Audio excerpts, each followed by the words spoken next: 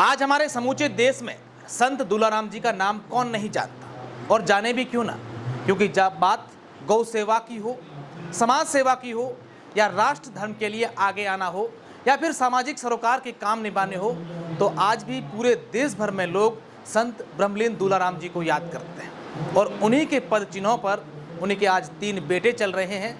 मैं आज संत दूलाराम जी की आत्मा को जरूर याद करना चाहूँगा, क्योंकि आज उनकी 8वीं पुण्यतिथि है, और जब भी उनकी पुण्यतिथि आती है तो उनके जो बेटे हैं वो लगातार इस प्रकार के कार्यक्रम करते हैं। सिर्फ अपने घर के पारिवारिक कार्यक्रम ही नहीं, बल्कि राष्ट्र को इनको लगता है कि अब हमारे सहयोग की आवश्यकता है। चाहे राम मंदिर के निर्माण की का बात हो, कोरोना के समय की बात हो, या फिर इन दिनों देश में जो संसद भवन बन रहा है उसके अंदर के आर्किटेक्ट की बात हो, तो उनमें भी इस पूरे परिवार का साथ रहा है। मैं बात कर रहा हूँ बीकानेर के कुलरिया परिवार की। हमारे साथ भंवर जी है, नरसिंह जी हैं और पूनम जी हैं। संत दूलाराम जी के 3 सुपुत्र हैं, और आज उन्हीं के पद चिन्हों पर लगातार आगे बढ़ रहे हैं, और पूरे देश भर में हर समय हर जगह ये सहयोग करते हैं। मैं एक एक करके बात करने की कोशिश करूंगा। सर, सबसे पहले तो हमारे जितने भी प्रदेशवासी इस वक्त हमें देख रहे हैं, मैं उन सबकी ओर से आपको धन्यवाद देना चाहूँगा, क्योंकि जब भी कहीं पर भी, चाहे जिस भी समय में देखें, ज़रूरत पड़ी आप आगे आए। कैसे आपके भाव आते हैं, और आपके पिताजी ने जिस तरीके से काम किया, गौ से भी संत दूलाराम जी का नाम अपने आप में एक बहुत बड़ा नाम है। आज हमें बहुत खुशी हो रही है कि आज 8वीं पुण्यतिथि हमारे पिताजी की हम लोग जो कर रहे हैं। पूरे राजस्थान में हमने न्यूज़ में भी दिया है कि हमारे पिताजी इतने संत स्वभाव के थे, सरल स्वभाव के, और जहाँ भी जाते थे सत्संग भजन, उनको 1000 भजन याद थे। तो हर जगह जाके से, आज तो हमारे पास गाड़ियाँ हैं, सब है, लेकिन उस टाइम आज से 25-30 साल पहले हर गांव में जाके सत्संग भजन करते थे।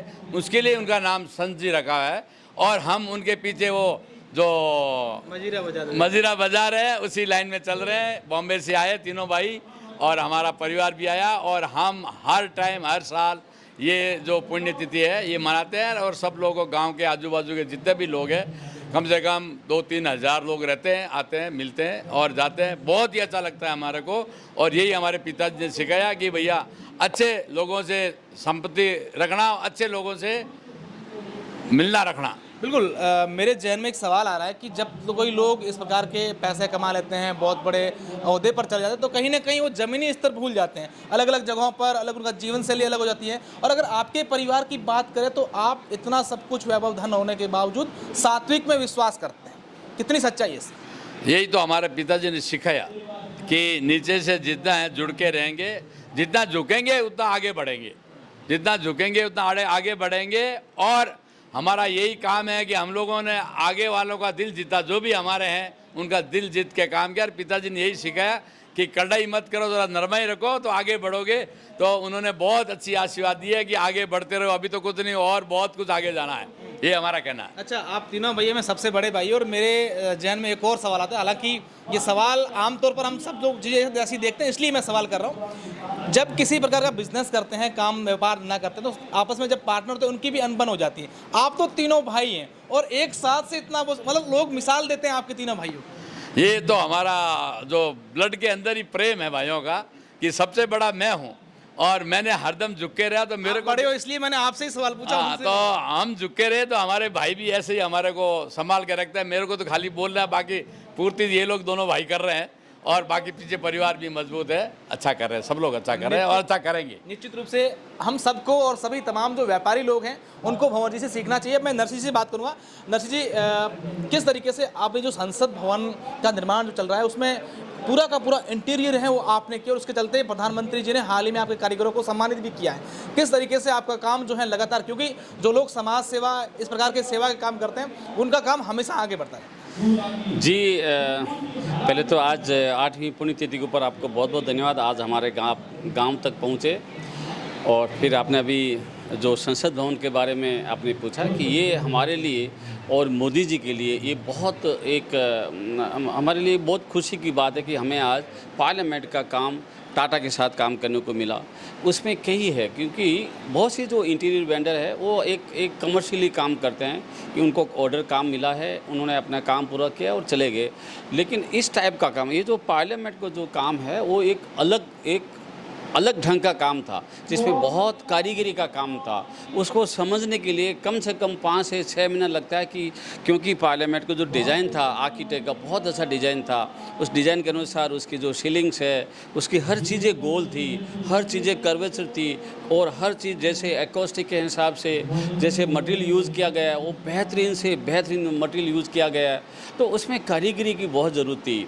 तो आज हमारे देश की कारीगरी में कोई कमी नहीं है। तो हमने ये मेरे मन में आया कि आज हमारी जो तीनों भाइयों की जो कंपनी है देश में, हम कभी ये नहीं कहते हैं कि हम सबसे अग्रणी, क्योंकि सबका साथ सबका विकास में हम सब एक आ जाते हैं।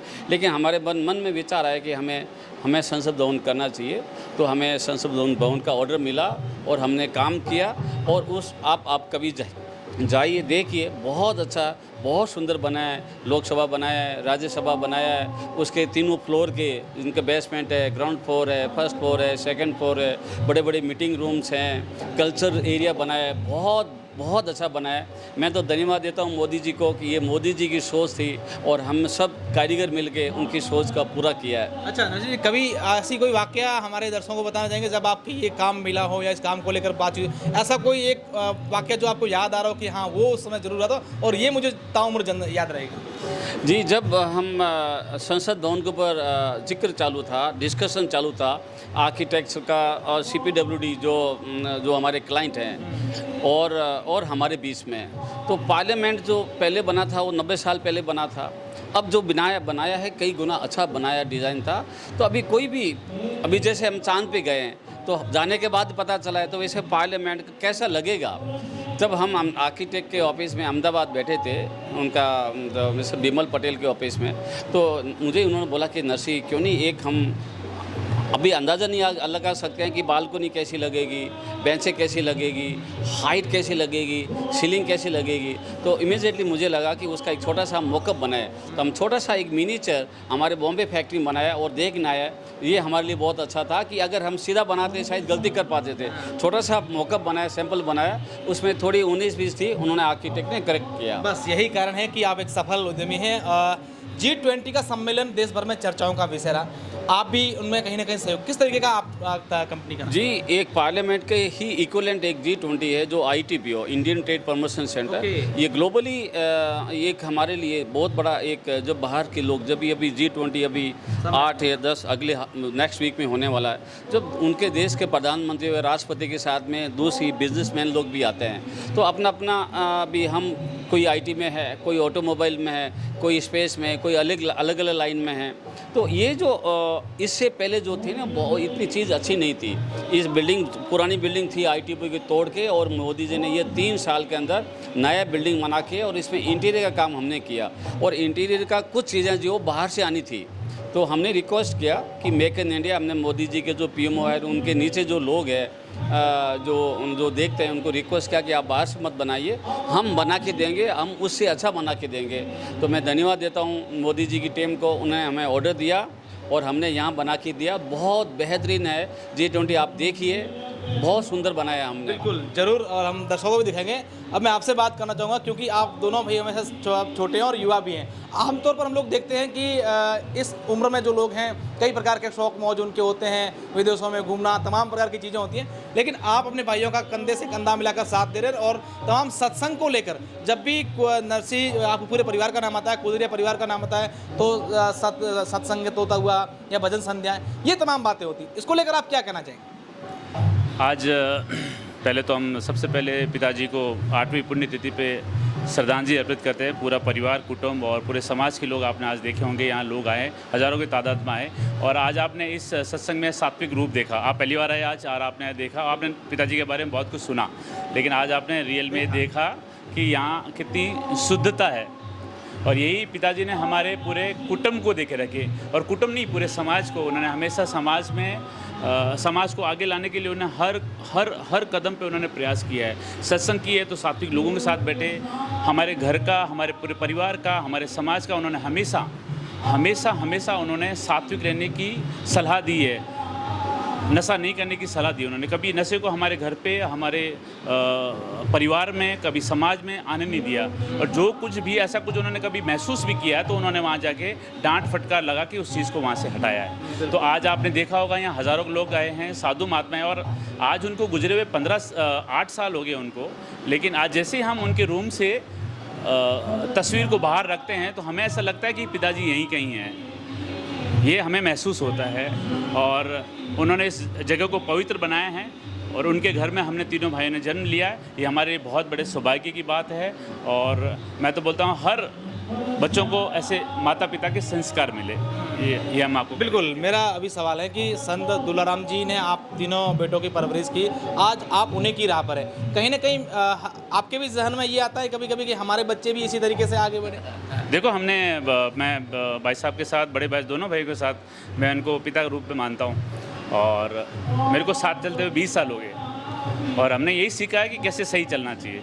पिताजी ने कहा है 2 रास्ते, एक गलत एक सही है, आप सही को चुनो, सब सही हो जाएगा। तो ये हम कर रहे हैं और बड़े भाइयों के सानिध्य में जो कुछ चल रहा है वो अच्छा चल रहा है। बिल्कुल। अब मेरा आखिरी सवाल एक आपसे रह गया है, कहीं ना कहीं लगता नहीं कि अब राजनीति में चला जाना चाहिए? नहीं, राजनीति में हम लोग कर्म योगी है। पहले ज्ञान योग, फिर कर्म योग, फिर भक्ति योग, ये लाइन भी हम साथ साथ में चला रहे हैं।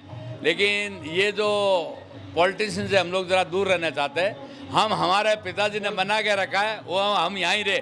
हम चढ़ेंगे तो उतरेंगे, हम चढ़े ही नहीं, हम हमारी लाइन से चल रहे हैं। तो इसके लिए हम यहाँ ही रह रहे हैं। अभी नरसिंह पार्लियामेंट कर रहा है, लेकिन जितने लोग मिले, लेकिन हम लोग उसमें इंटरेस्ट नहीं है। लेकिन सब लोगों को, पॉलिटिशियन वालों को नमस्कार करते हैं। क्या है, लोग ऐसा सोचते होंगे कि हम इतना दान पुण्य करते हैं तो कहीं ना कहीं ऐसा लगता है लोगों की हम राजनीतिक मांगेंगे। लेकिन सवाल इसीलिए ही पूछा, ये हमारा 1% भी हमें राजनीति जाने की इच्छुक नहीं है, ना ही हम जाना चाहेंगे। और हम बिजनेसमैन हैं, हम बिज़नेस करेंगे। बड़े भैया ITs और पार्लियामेंट, G20, जितने भी देश में जो अच्छे काम वो कर रहे हैं, बड़े भाई साहब ITs में कर रहे हैं, हम होटल इंडस्ट्रीज में काम कर रहे हैं और हम उसमें खुश हैं। बिल्कुल।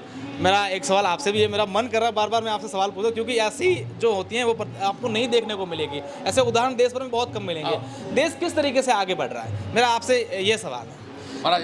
देश हर तरह से आगे बढ़ रहे हैं। एक तो अभी नमूना आपने देखा लास्ट वीक कैसे चंद्रयान हमारे चांद पे हमारे साइंटिस्ट लोगों ने पहुंचा है। जैसे वैसे साइंस के अंदर, वैसे हर कला के अंदर, ITs के अंदर, ऑटोमोबाइल के अंदर, हम अपनी लाइन में, जिस लाइन में आज हम इंटीरियर के अंदर हैं, हम पूरे पैन इंडिया के अंदर हर जगह जाके और हर इस कौशल की कोशिश करते हैं कि देश आगे बढ़े, हमारे कारीगर आगे बढ़े। तो देश हर एंगल से और से आगे बढ़ रहा है, हर एंगल से आगे बढ़ रहा है। और ये मैं पूरा श्रेय मोदी जी को, अभी फ़िलहाल मैं मोदी जी को देना चाहूँगा कि मोदी जी का एडमिनिस्ट्रेशन इतना स्ट्रिक्ट है और इतना एक्टिव, जो वो बोलते हैं वो करते हैं। बिल्कुल जी। हम एज ए बिजनेसमैन अभी हम बोल रहे हैं कि हम पूरे देश दुनिया में घूमते हैं और अभी जो महक है वो ऐसा लग रहा है कि आने वाला 10 साल इंडिया का है।